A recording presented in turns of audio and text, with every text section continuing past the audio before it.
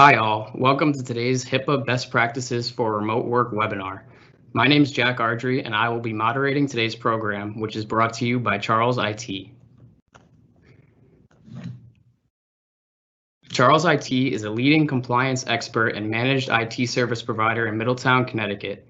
Founded in 2006 by our CEO, Foster Charles, we are now a 42-person team heavily focused in IT for government compliant organizations. We are recording today's webinar, so all attendee lines are muted. Once the webinar concludes, all attendees will receive an email that provides a copy of the presentation and a link to the recording. Our program will begin with a presentation. Following this presentation, we will have a question and answer session. You can submit any questions you have throughout the webinar via the Q&A button on your screen. Our presenter will likely not get to all of your questions, but he will work to follow up on those questions that he does not have the opportunity to address. It is now my pleasure to introduce today's speaker, Aaron Bands. Aaron is Charles IT's Service Director as well as Interim Team Lead. He is one of our high-level compliance experts and has years of experience dealing with HIPAA compliance. Aaron has been with Charles IT for almost 8 years now. He has an experienced background in helping businesses of all sizes to prepare for their respective compliances. It is now my pleasure to turn the floor over to Aaron. Hey, Jack. Hey, everybody. Great to be here. Thanks again, Jack, for the introduction. Today is specifically here to talk about HIPAA compliance and the remote workforce. So topics that we'll be covering today, HIPAA background. Where did it start? How did it evolve? I think it's important to take a look back at that. We'll do a quick history, but that has been about 8 years since a change or an update occurred. So we are going to cover some recent updates for HIPAA today. COVID-19 and the CARES Act recently teed up some modern updates for today's new world. We're then going to talk about remote workforce, potential issues to look out for and challenges, HIPAA training for remote staff, strategies, why it's important now more than ever to have staff trained in its guidelines, and what Charles IT can do. We're going to talk about a HIPAA gap assessment, looking for things like gaps, risks, holes in existing HIPAA policies, and security services that Charles IT offers to help companies stay compliant and adapt in today's changing world.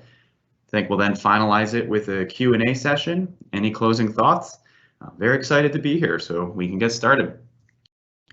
So HIPAA, as everybody's pretty familiar with that term, it does stand for the Health Insurance Portability and Accountability Act. It was passed by the Clinton administration back in 1996.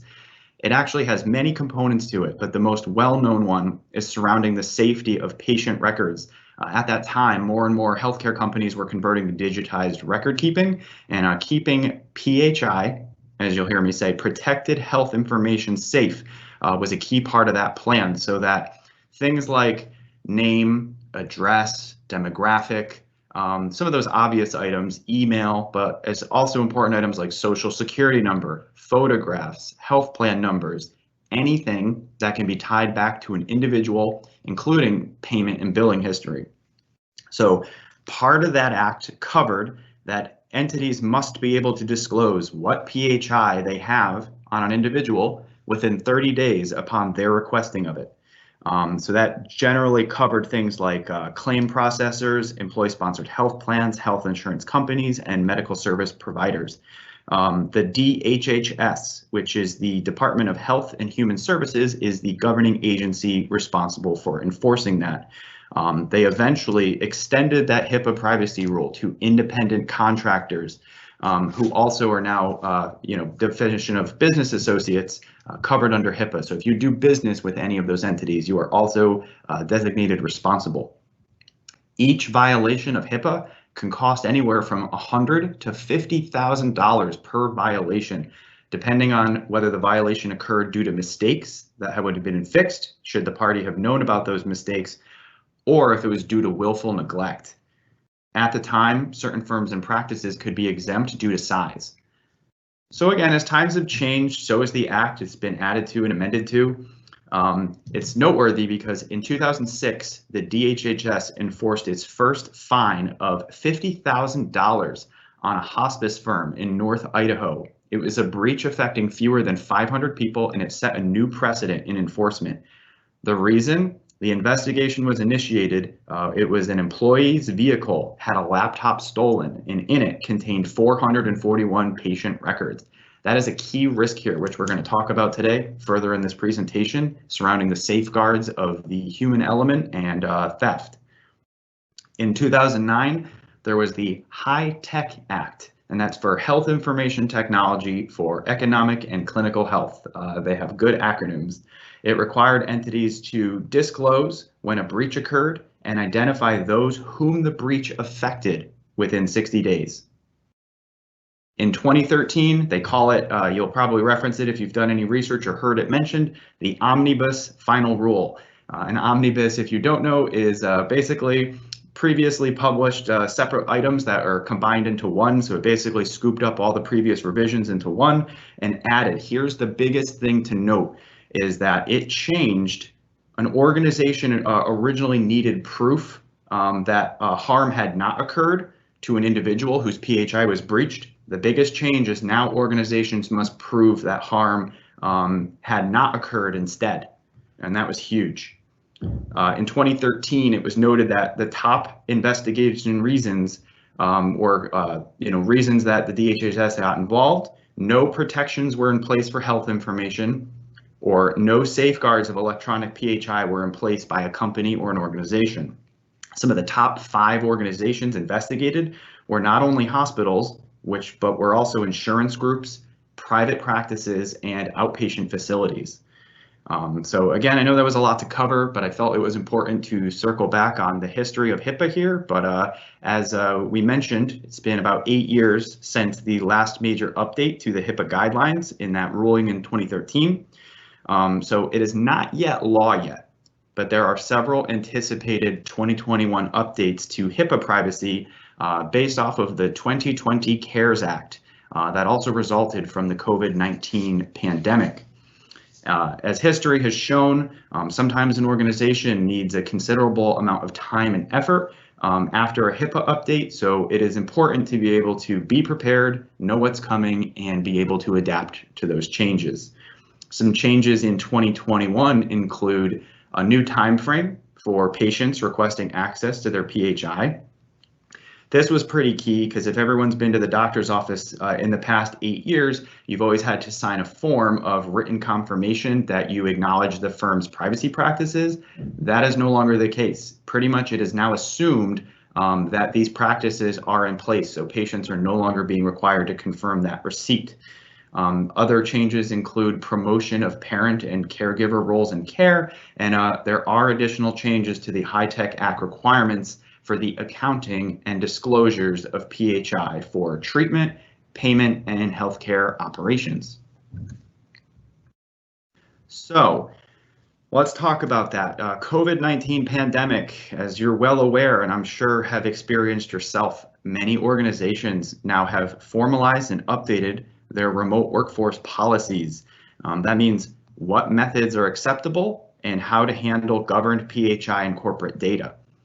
And BYOD, which you'll hear us refer to, bring your own device, on what personal devices are acceptable to use and how on those networks.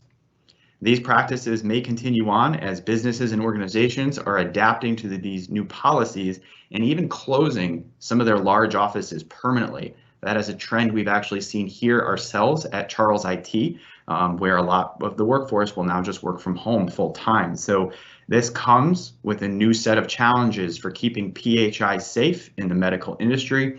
And it's important to know the risks when it comes to keeping compliance with HIPAA with a remote workforce employee.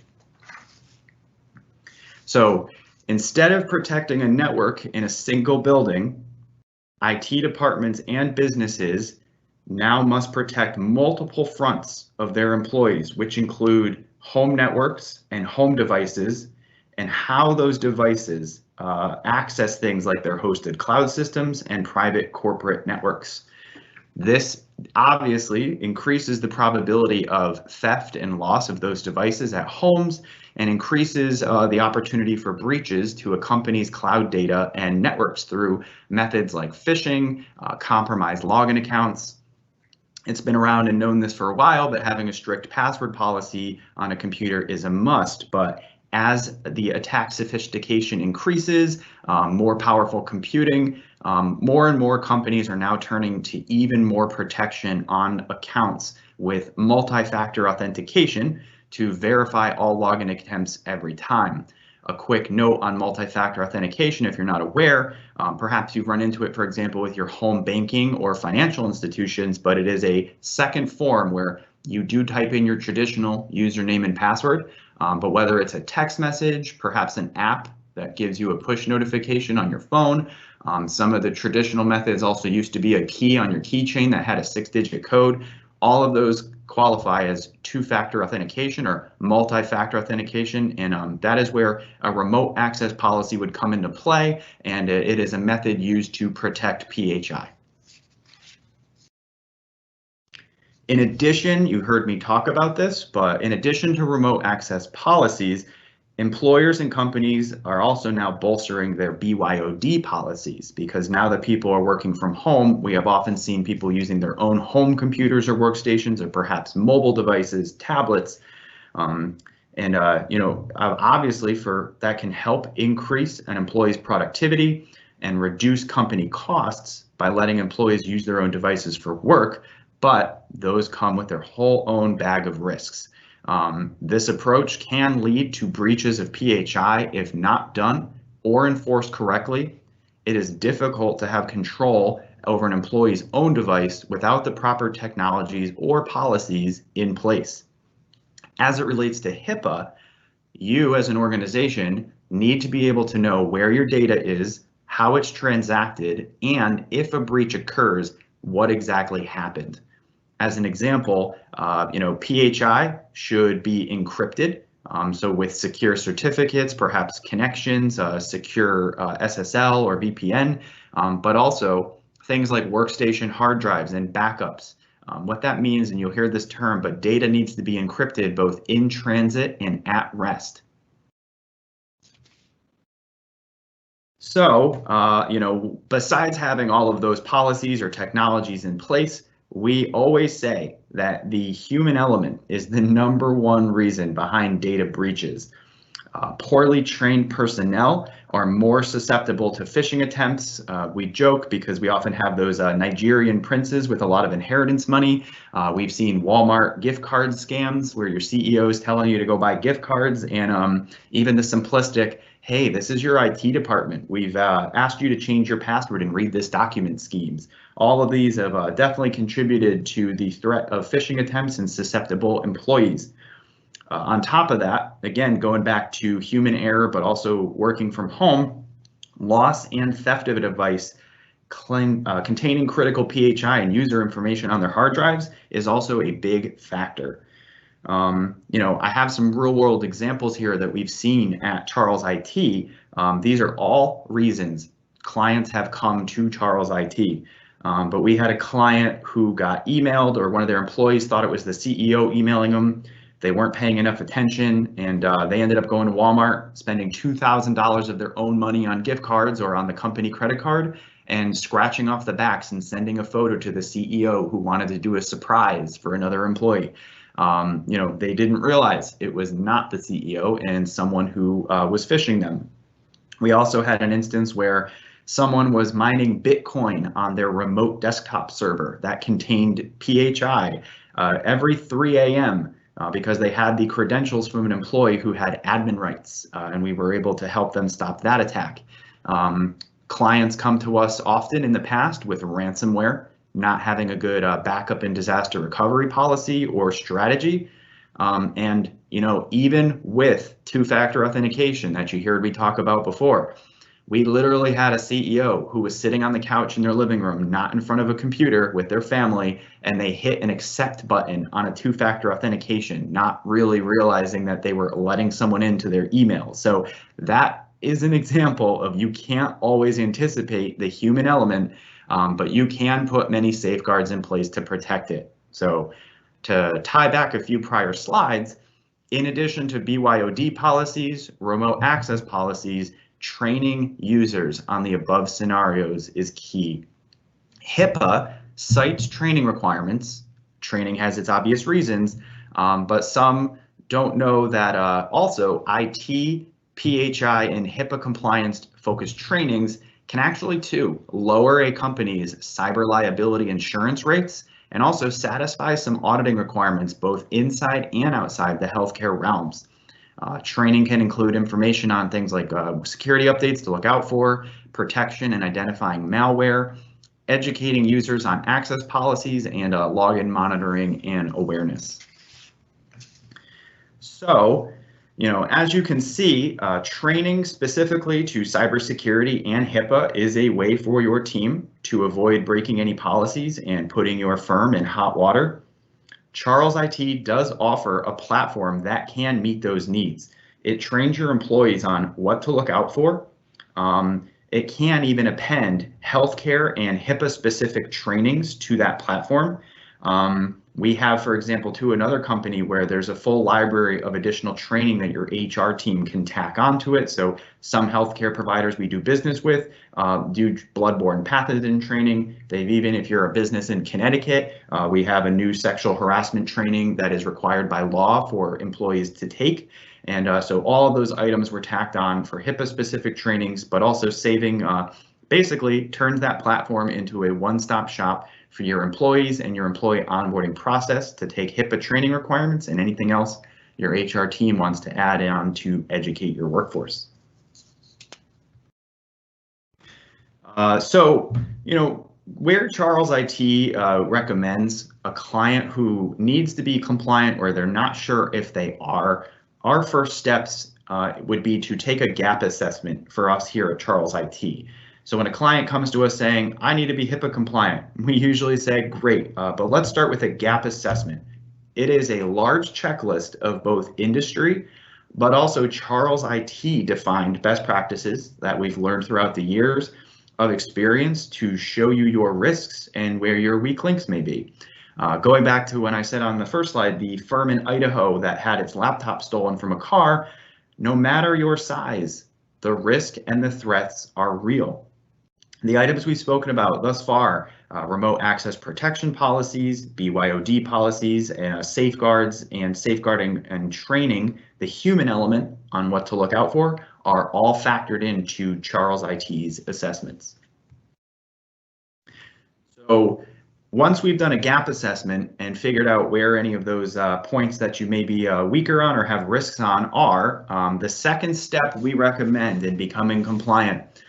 Charles IT has worked hard to craft a set of tried and true security services that we feel help make a comprehensive strategy and help you become HIPAA compliant or meet certain areas of HIPAA compliance. I'm going to go over a high level of what some of these items are. But SIM, for example, is Security, Information, and Event Log Management. So a lot of people, you'll hear that term SIM. That's basically for why that's important for HIPAA. It helps with log retention, but why it's more important than that. Let's take, for example, that your computer, or say your servers, your firewall, your email systems, all the things that make your organization run, they all have their own individual way of logging events. SIM can tie into all of those different platforms and basically pull everything together into a bigger picture view. It's important because going back to that example I used with that RDS server where someone was mining Bitcoin, the reason we were able to piece together exactly who, what, where, and when is after the fact, looking at this SIM service and saying, great, they got in through this firewall at this time with these credentials, they logged onto this server and did these tasks on this component of their network. So it was critical for that organization to have Charles IT SIM platform already installed to be able to learn that information. And it was only after that was installed as to when they learned that this was actually going on. Another component that is offered, I talked about it already, but multi-factor authentication. This is crucial for HIPAA as well. This is one of the broadest paint strokes, in my opinion, that you can have on a comprehensive policy or strategy and HIPAA compliance, because again, it allows two factors, meaning you might need, for example, your mobile phone to hit approve or deny while you are also logging in using your regular username and password on a computer. mentioned this again already, but endpoint encryption is huge. This essentially takes a laptop, a desktop, or perhaps your servers and backups and will encrypt them. And all intents and purposes, that's scrambling the data on the drive so only your organization's encryption software knows how to read it. That goes back to that Idaho example where if someone stole a laptop from a user's car, they have your laptop, but you can sleep better at night knowing that that data is safe and cannot be read or decrypted. That is huge with protecting PHI and reducing the probability of a breach of patient and customer sensitive health data. Another comprehensive component, security awareness training. That is what I outlined where a lot of companies are training the human element that we spoke about earlier.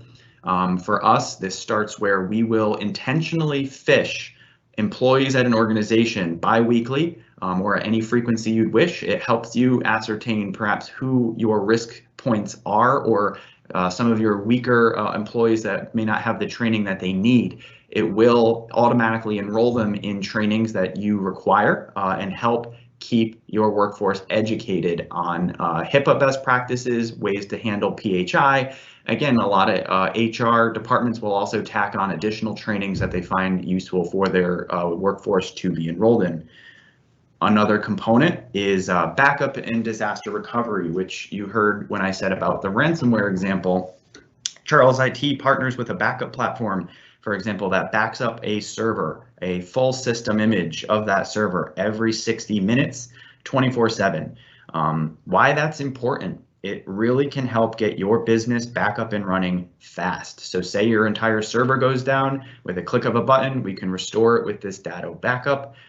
We can also be able to use it. Another use case that Charles IT has had with backup and disaster recovery, say, for example, you did get ransomware, or say there was an unfortunate breach of PHI. HIPAA dictates the ability of needing to know exactly what happened.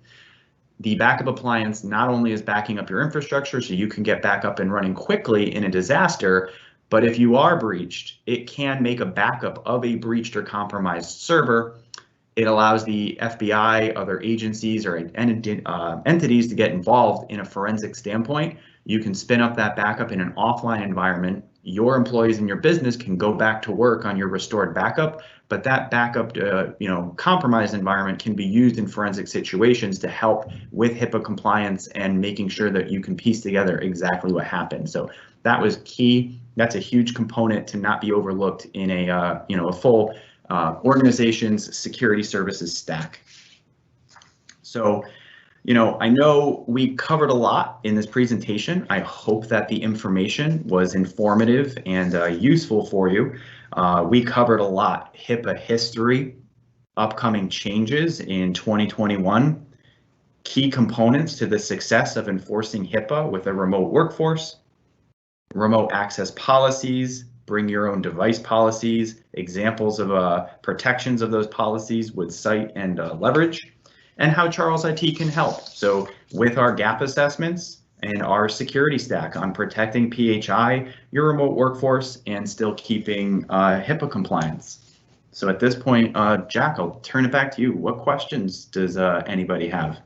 Yeah. First of all, thank you, Aaron, for a highly informative presentation.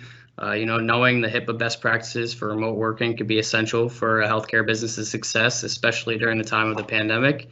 And with that being said, we'll now begin the Q&A. As a reminder, submit any questions you have via the Q&A button on your screen.